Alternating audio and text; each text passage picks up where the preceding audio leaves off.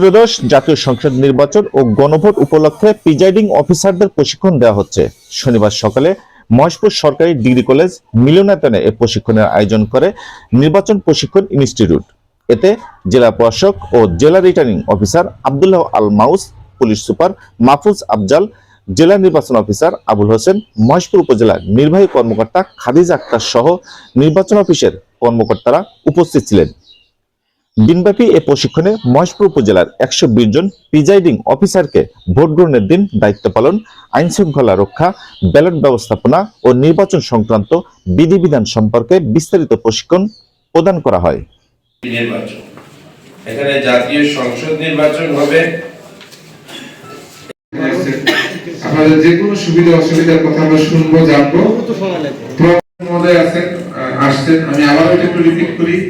রাত্রি এইটা টোটালটা আপনার ভোট কেন্দ্র হবে, এটাকে আমরা সকলেই জানি, একদম পেছনে কি জানি